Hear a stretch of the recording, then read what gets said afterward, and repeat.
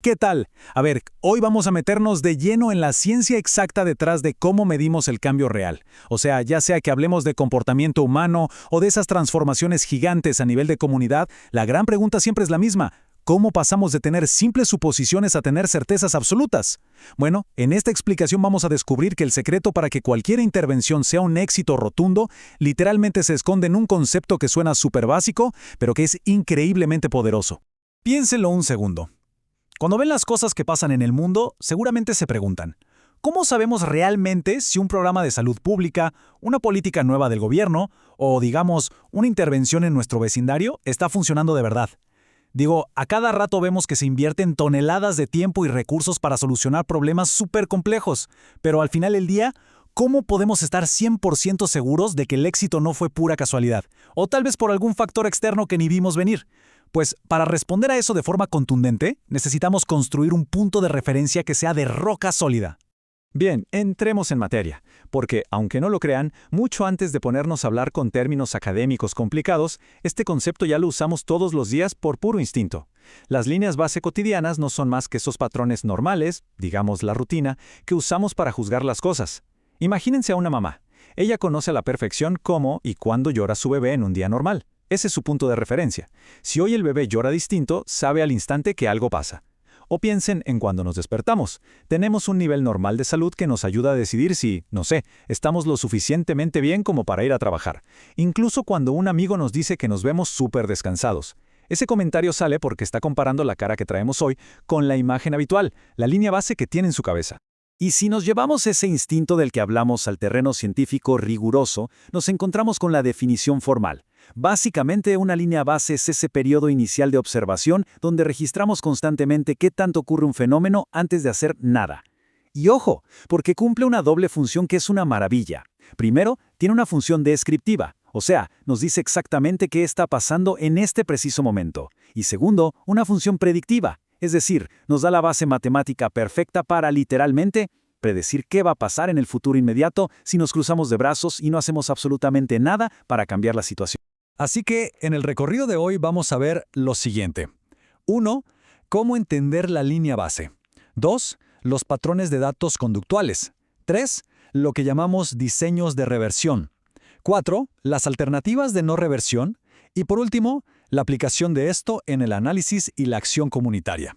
Empecemos entonces con el primer punto, entendiendo la línea base, o cómo pasamos de la pura intuición a la medición real.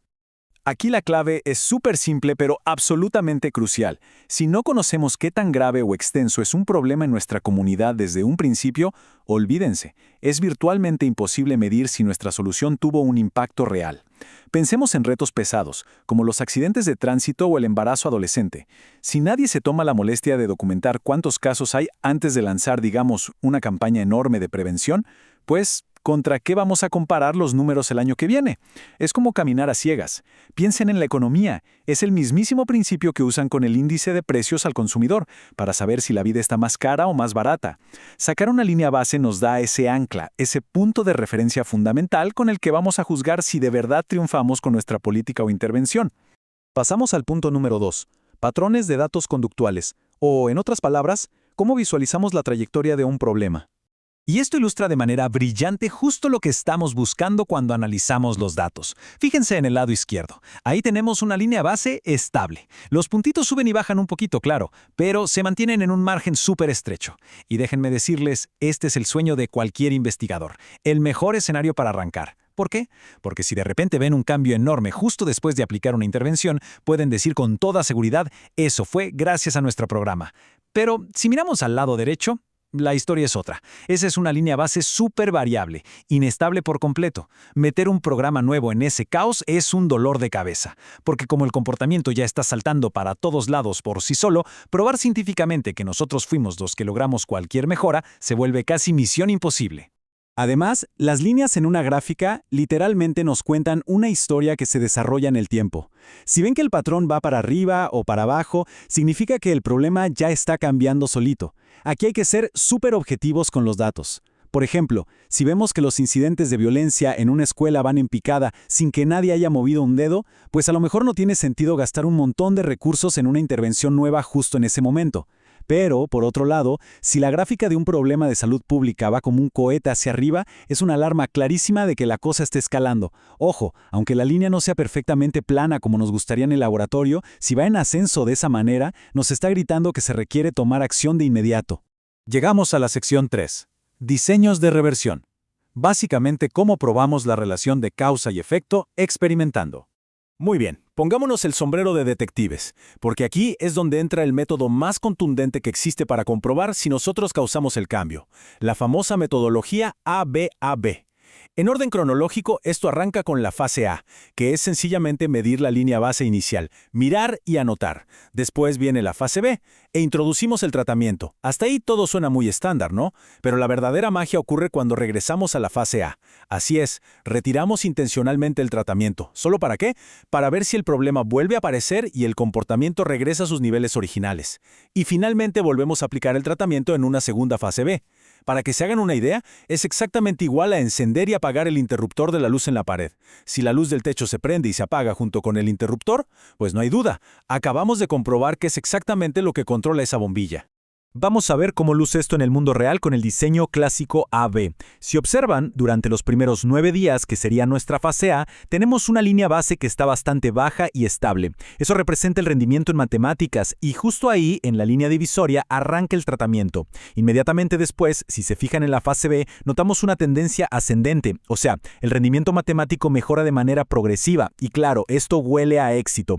Pero, un investigador realmente estricto les diría, un momento, ¿qué tal si otro factor completamente diferente también ocurrió justo ese mismo día y fue lo que en realidad causó la mejora? Y ahí es donde necesitamos ir más allá. Ahora, lo verdaderamente interesante de esta diapositiva es que nos muestra la versión completa, el diseño ABAB, para despejar cualquier sombra de duda. Lo que estamos rastreando aquí es qué tan seguido hay interacciones sociales adecuadas. En la primera línea base, como pueden ver, el comportamiento está por el piso.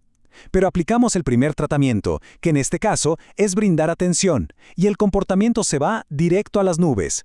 Pero agárrense, porque en el tercer panel quitamos esa atención, y el comportamiento se desploma, cayendo casi a sus niveles originales. Y para rematar, en el cuarto panel volvemos a dar atención, y la gráfica vuelve a saltar hacia arriba. Este juego de encender y apagar demuestra de manera irrefutable el inmenso poder del tratamiento que aplicamos. Acá tenemos otra aplicación clínica de la vida real que es sumamente fascinante. Este caso mide el porcentaje de tiempo que un paciente con esquizofrenia pasa hablando consigo mismo. Si miran las fases de línea base, los niveles brincan de un lado a otro un poco, pero en general están altísimos. No obstante, cada vez que aplicamos la intervención específica, que aquí es darle al paciente una actividad recreativa independiente, el comportamiento problemático cae en picada, desciende drásticamente. Y otra vez, apenas retiramos la actividad, los síntomas vuelven a dispararse de inmediato. Es una prueba visual innegable de causa y efecto en un escenario de salud completamente real. Pasando al siguiente punto, sección 4, alternativas de no reversión, o sea, ¿qué hacemos cuando quitar el tratamiento simplemente no es una opción? Llegados a este punto, tenemos que tener súper clara la diferencia entre estas dos metodologías.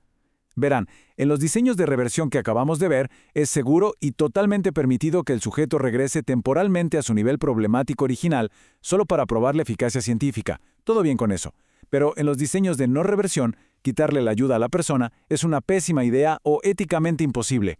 Imaginen tratamientos que buscan frenar un consumo severo de alcohol o evitar conductas extremas donde alguien se lastime físicamente.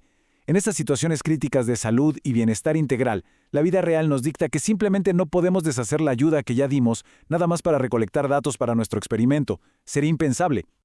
Pasemos a ver cómo esto construye una solución súper ingeniosa, el diseño de línea base múltiple. En vez de retirar el tratamiento por completo, lo que hacemos es ir aplicándolo poco a poco, de manera escalonada en el tiempo.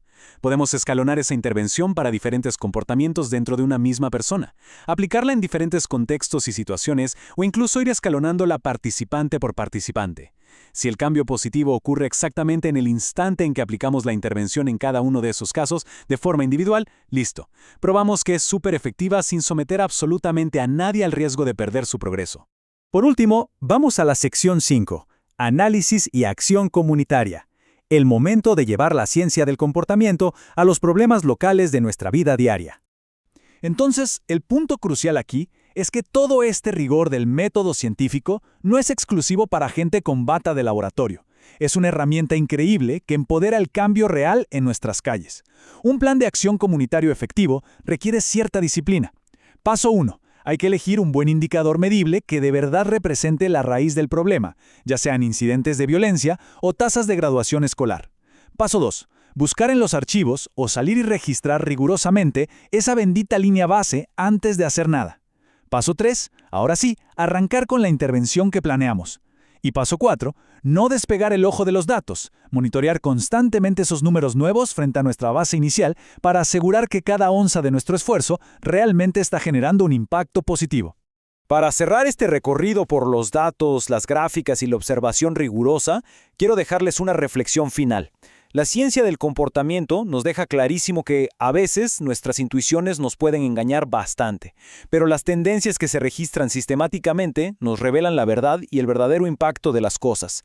Si logramos adoptar la disciplina de medir rigurosamente las líneas base en cada iniciativa social, gubernamental o clínica, justo antes de empezar a actuar, cabe preguntarse, ¿qué problemas de esos que hoy consideramos verdaderamente imposibles de arreglar en nuestra comunidad podrían por fin ser comprendidos a fondo y resueltos de manera definitiva?